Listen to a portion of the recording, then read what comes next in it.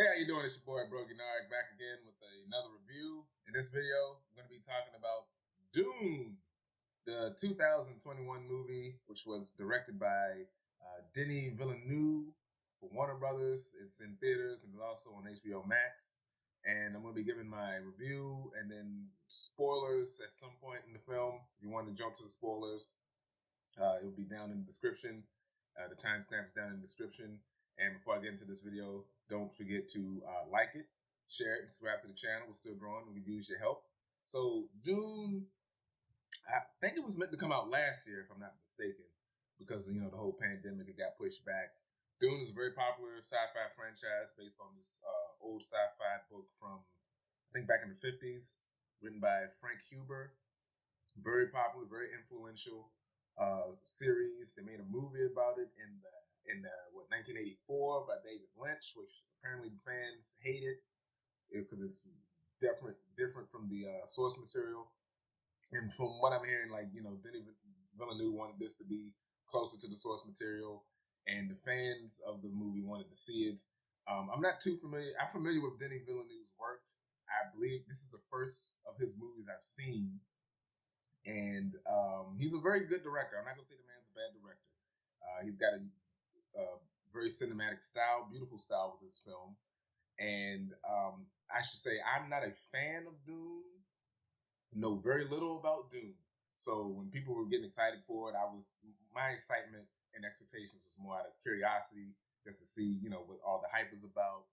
And the only things about DUNE before this I knew was Sting, Glowing Blue Eyes, Kyle MacLachlan, and Spice.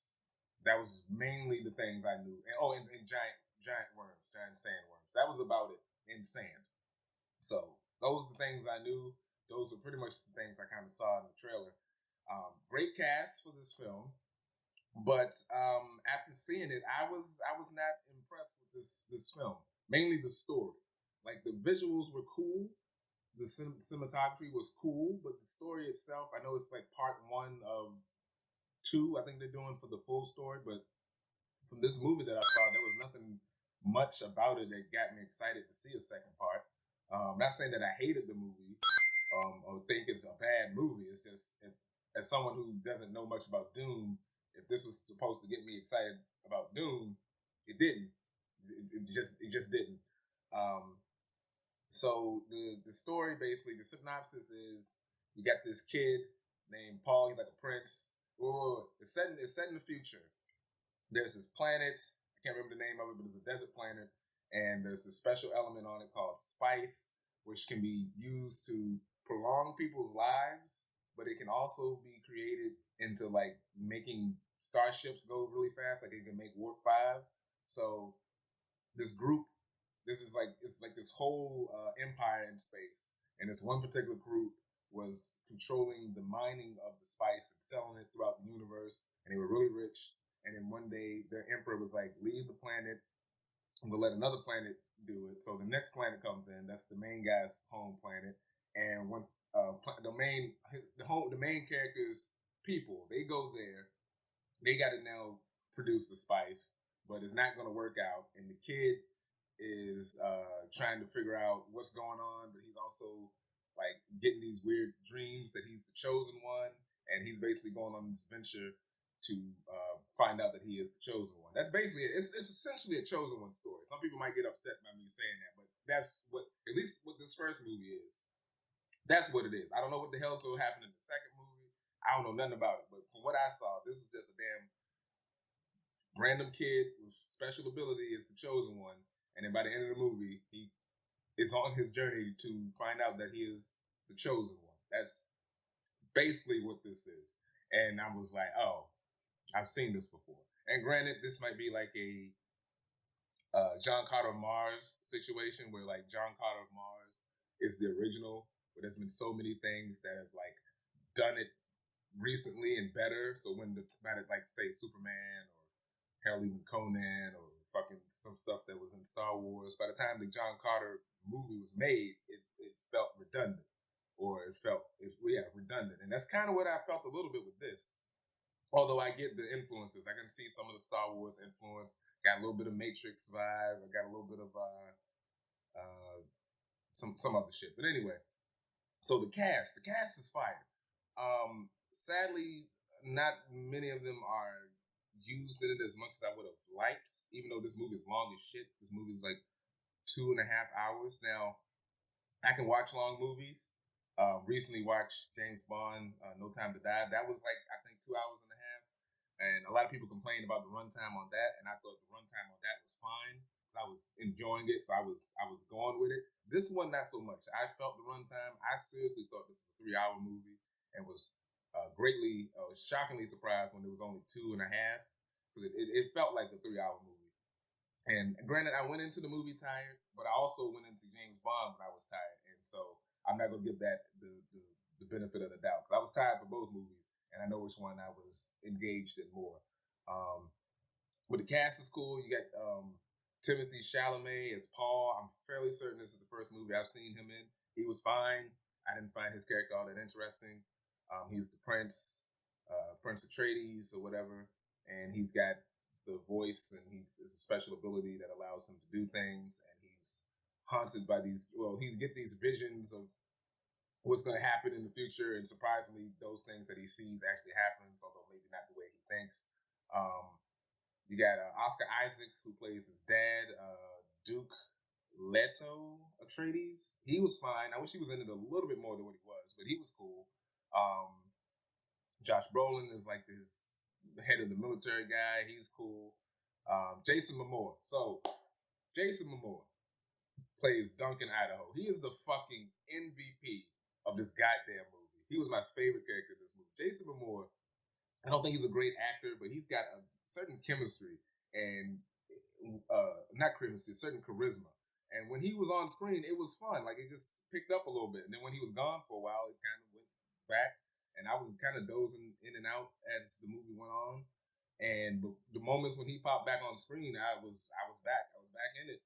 Um, it was funny. I went to see this with my brother, and when we finished it, we both kind of had the same vibe. Although I definitely fell asleep more so than he did. But I asked him who was his favorite character, and he thought about it, and he was like, "It was Jason Momoa." I'm like, "Okay, so we were both on the same wavelength." It's like, yeah, we fucked with Momoa. Stellan Skarsgård plays Baron Harkonnen. This big fat guy who's like head of the evil albino dudes. He was cool in his role. You can definitely tell he was having fun with the prosthetics and all of that, and he can like float or something. Like certain people have superpowers. I don't know how that works. Like I don't know if like is their species can do it, or you gotta be in tune with something. I don't know. But he was floating around. I don't know if it was just he can do that naturally or telepathic. I don't fucking know. I don't even remember if the movie quite explains that. It explains a lot, but certain things it doesn't explain. Um, Javier Bardem was cool, but he's only in like 2 scenes early on, and then like 12 weeks later, he pops up at the end of the movie. Could have used more Javier Bardem. Probably see him more in the second movie. He's the leader of the Sand People, because on the Sand Planet, there's these Sand People. So, yeah. Batista's in it, but he doesn't do jack shit. He's just there looking angry. Wish we could have got more of Batista. I'm trying to think who else was. Did I talk about Rebecca Ferguson? Rebecca Ferguson played the mom. She was my second favorite character. She was fun. I liked her. Um, and yeah, Zendaya's in it. Mainly, all Zendaya does is they keep playing the same fucking dream over and over. Her looking back at Paul and smiling, and then them walking down like a pathway in the desert. They play that shit like at least 15 fucking times in this movie. And I was joking with my brother, and I was like, every time I dozed off, when I would wake back up, it would be playing that same fucking vision. I'm like, how many times are they gonna play it? Like, did this progress? I feel like I'm seeing the same fucking scene over and over. But anyway, one of the things besides like the cinematography looking beautiful, the special effects, this was shot in IMAX. I saw it in the regular theater, so I know there was portions of things that was cut off. I don't think it would really enhance my viewing experience, but certain ship designs were cool. I like the Dragonfly ships; that was cool. Um, now one thing that was in this, the force shields, they make no fucking sense. I don't know why they have these because they are fucking useless. Or at least the way they were described in this movie, god awful. So everyone has these force shields that protect you from like fast movements, But if it's something slow, it can eventually penetrate the force shield. And I'm like, why do you even have force shields? Just put on like fucking suits of armor. That's more reliable than these goddamn force shields. Because regardless if you got a force shield or not, you can still get sliced. So I don't get why. What's the point of them? Now on the vehicles, they had them on the ships. That made sense, but I don't know. I don't know if there's anything such thing as a slow rocket, but yeah, that force shield shit didn't make sense to me. The fact that the Atreides were humans kind of threw me off because there's like the whole thing with the dad's a bullfight. Wait a second. I'm getting into spoilers. That's spoilers. Hold on. So no, we're still doing non-spoilers. So non-spoilers. The music is cool, but then the music was also one of the reasons that kind of helped me fall asleep because it was very soothing at times. So it's like everything is kind of boring, and then the music is soothing. So it was like it was forced me to go to sleep. The beginning of the movie, like throughout the whole movie, the color palette is just bland. Nothing really pops off the screen. Everything, like when they're on the home Atreides planet, everything is gray and sort of pale bluish and pale greenish and just blah. And then when they get to the sand planet, it's brighter at first, but then everything just turns tan and concrete colored and it just blends in. There's a lot of scenes where it's dark and you can barely make out what's on the screen. It was just like, what are we? Nothing is standing out to me on the screen. And the other thing with the color palette, so you got there's like four main factions in this movie, all right? So you got the albino bald guys, they wear black, right? You have the sand people, they wear gray. They got like these gray suits that protect them from the sun, so they wear gray. Then there's the space ninjas. I don't know the full name, but they were basically space ninjas. They look like astronauts with swords. They wear light gray, so we got black, gray, light gray. Then you have the main people, the Atreides family. They wear a dark gray. You see what I'm saying? Like everything just kind of blends in. Nothing really stands out. It was a bit annoying in that way. Like visually, it just was all kind of blah. Special effects were cool. The sandworms were cool. But like the story wasn't all that. I didn't think it was all that great or surprising. Towards the end of the movie, and this one I knew it was bad. Towards the end of the movie, I was completely just dozing off. So I wanted to give this movie a fair shot. So before I recorded this, I went back and rewatched scenes of the movie that I fell asleep on. And I made the amazing and shocking discovery that I didn't miss a goddamn thing. Everything that I thought happened did happen. And when I fell asleep on the boring shit of them flying through a sandstorm and them walking through sand. And I missed the setup to there's like a little thing at the end. The climax of the movie is literally just two niggas fighting in the desert. Like, what? Like, okay. But anyway, that's all I got to say. If I were to give this movie a grade, I would give it a grade of a C plus or a 6.5 out of 10. I know it's gonna piss some people off. And like I said, not a fan of Dune. Don't know nothing about Dune. This movie didn't make me want to know any more about Dune. Now, I know fans of the franchise love this and are excited and glad that they got a very faithful adaptation, and I'm happy for you.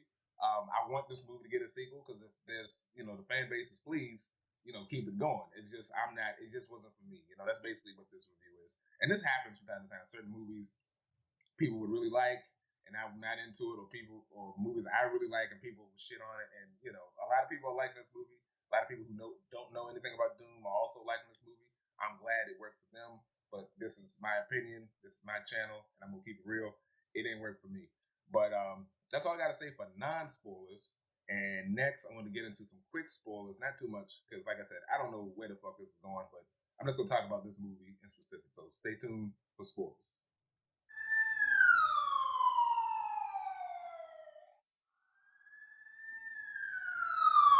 Let's talk about some spoilers. Duncan, Jason Momoa, my favorite character. He was awesome. Like I said, he had a certain charisma that whenever he was on screen, I was into it. His fight scenes were cool. Okay, so one of the things that didn't make sense to me though about the fight scenes. So there's that big scene about midway through the movie where the Atreides, their base gets attacked by the other factions, or the albinos and the fucking space ninjas. So cool action sequence, and they established that Josh Brolin's character and Momoa's characters are like the two top badasses in the Atreides thing. I think Momoa's character is supposed to be number one. So when the base is under attack, they run and get Jason. They go get Josh Brolin, Josh Brolin gets up and he leads the squad into battle. This battle goes on for at least a good 10 maybe 15 minutes. Momoa's character is nowhere to be seen. The whole base gets fucked up. Like destroyed, like, well, not destroyed, but like the Atreides people, they get wiped the fuck out. Fucking Oscar Isaacs, who's like their king or whatever, he's taken out, which I'll get into that. That was fucking ridiculous. But anyway, Paul, the kid he's close with and should be protecting, he's kidnapped. So after all this shit goes down, then out of nowhere, Duncan shows up, just looking around. I'm like, what the fuck were you when everything was getting attacked? And then he does his action sequence. It was cool, but I just thought it was weird that he's supposed to be like the number one guy. They under attack and he doesn't show up till after everybody's fucking died. That was just weird how they did that. But anyway, okay, yeah, so Paul has this thing called the Voice, which is like his superpower that allows him to mind control people. I'm assuming Lucas took some of that for the Force, where, the Jedi's can like make a person of weaker minds do what they're told. And that's an interesting concept. But yeah, that's an interesting concept. And the whole thing where he was getting tested by the evil space nuns, that was interesting. It is hinted in this movie between Oscar Isaacs and the dad and the mom. The dad is kind of inferring that Paul might not be his kid or something. I don't know. Maybe that's what I got. That's what I interpreted from that conversation. So either the queen slept around on him, or in my opinion, or my guess is he's actually like Space Jesus, and it was more like a virginal birth, but she was knocked up by some special mystical force or whatever that created Paul. I don't know, but that would be my guess. That's kind of what I inferred from that. Let me know if you're a Dune fan. Am I right on the right path? Let me know. But yeah, Paul, he's the main character. I thought he was, I can't say he was boring, but he wasn't interesting either. Like, he was just kind of there, but he wasn't incompetent. Like, they didn't make him a joke. So he was young, he's still learning, but he was never a joke. He also was not, I will say, he was not like a Mary Sue character where he was automatically good at everything, because, his mom is trying to get him better at controlling his voice powers. But he does have leadership skills, as they show throughout the movie once his dad died. That scene where they're on the ship and they're about to get dropped off in the desert, and him and his mom take out those guys. I like that. That was a good scene. What's that? Okay, so the dad. So the thing with the dad that didn't make sense. So there's the scientist. No, he's a doctor. As soon as you see him on the screen, shady as fuck. This guy is shady as fuck. You do not trust this guy. So, to my surprise, this guy was a traitor. Like, oh, who saw that coming? So when the base gets attacked, he's the one that made a deal with the Baron. And this made no sense. Like, rewatching it again, because I was confused. So he makes a deal with the Baron, the doctor. Makes a deal with the Baron that if he fucks over Oscar Isaacs, the Baron will then free his wife. So, because his wife is, I guess, a slave somewhere or something, he'll free his wife and they'll be together. But what the doctor does, he's gonna fuck over Oscar Isaacs. But before he turns him into the Baron, he gives Oscar Isaacs this like special tooth that's got like special, it's got like poison in it or whatever. And he's like, just in case this doesn't work out, I'm gonna fuck you over. Here's something to fuck over the guy that I'm fucking you over for. Oh, wait, hold on. So he's fucking over Oscar Isaacs, but gives him the advice to fuck over the guy he's fucking him over for, just in case the doctor gets fucked over. And that didn't make sense to me. So it's like, you're gonna betray one person, but just in case you get betrayed, you're gonna give the person you're betraying an opportunity to betray the person that you're betraying them for. That was weird. That didn't make any sense to me. It was like, what are you doing? And of course it didn't work out because he's an idiot. The bad guy just he slit his throat. He floated over, fat guy floated over to him, and of course didn't honor his word and slit his throat. And then Oscar Isaacs, who was like sitting in the chair butt ass naked, broke the capsule and breathed out the poison, which filled the whole room, and it was supposed to kill the Baron, but it didn't kill him. And it fucked him up a little bit, but it didn't kill him. But yeah, that was weird. It's like, so wait, you fucked over one guy to get what you want, but just in case that wouldn't work out, you gave the guy you fucked over the opportunity to fuck over the person who would fuck you over. That was weird. That didn't make sense. There was a thing with this doctor, who was this black lady. So she works with the Empire, but she's kind of like witnessing the fuckery, but she's not getting involved. And all the Sand people are like not black, but they're all like brown people, either lighter shade brown or darker shade brown, and they have glowing blue eyes. So this black lady pops up. She's wearing the same fucking outfit as the Sand people. Black woman, glowing blue eyes. I don't think her eyes was as blue as the others, but they were still blue. So there's this little sad thing where they're just like, whose side are you on? And are you really who you say you are? Paul mentions he knows something about her, and then there's like this random revelation that she actually is one of the Sand people. And I'm like, is that really a big deal? Like, I don't know if that's a bigger deal in the book or not, but I just thought that was just a weird thing. It's like, she's like, actually, I am one of the Sand people. I'm like, yeah, bitch, you look just like him. Is that a surprise? Anyway,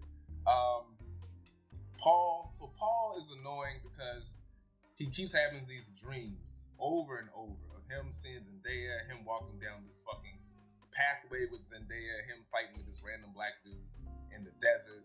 And it happens over and over, like at least 12 times throughout this fucking movie. That same goddamn flashback pops up, and I'm like, we get it. We get it. It's the future. We're gonna see Zendaya. It's been 4 hours.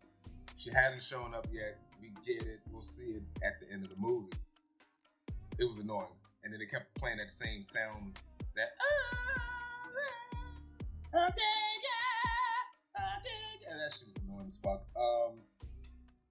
What was the other thing? Yeah, so Paul, like, he keeps every person he does not know in his life that he meets when he goes to this planet speaks this native language to him and always says to him, you are the chosen, basically says you're the Messiah, you're the chosen one or whatever. Like, the doctor does it, the other doctor, the black lady doctor and the Asian dude says it. I think Zendaya says it in his dreams. The old space nun says it. The someone else says it to him. I don't think it was Duncan. Might not have been Duncan, but it was some other person. Maybe Javier Bardem's character. A bunch of people says this to him throughout the entire fucking movie. And it's not till like the last, 3 minutes of the movie when he starts to realize, you know what? I think I am the chosen one. I'm like, yeah, no shit. The sandworms. My favorite scene is the scene where they're flying over the dunes and the fucking the spice processor is about to get attacked by one of the sandworms, so they got to save it, but the device doesn't work to retrieve it, so they got to fly down and save the crew, and they got to save the crew before the sandworm eats the thing. That was cool. I like that scene. That was cool. So the climax of the movie is they meet up, him and his mom, they're all abandoned by everybody else. They're all dead, and they're supposed to be dead, but the Baron doesn't know that they're dead. They come across the Sand people, and there's like a scuffle between the two. The mom gets the upper hand on the leader, and so they're like, okay, my bad, so we'll chill out, you can work with us. But then there's this one dude who's part of the Sand people, who's the same black guy that Paul had been dreaming about. He's like, wait a second, that's against the ritual.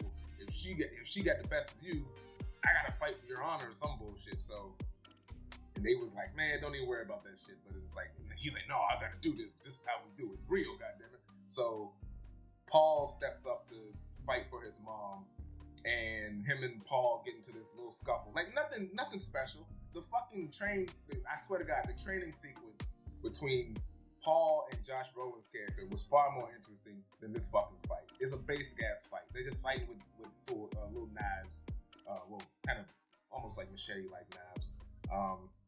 The same dream he has happens when Zendaya gives him this sword, the little knife thing that's like her grandmother's or whatever. And I pieced together as soon as they did it earlier in the movie when the servant lady had the knife and gave it to the mom. I pieced together that that's like one of the worm's teeth.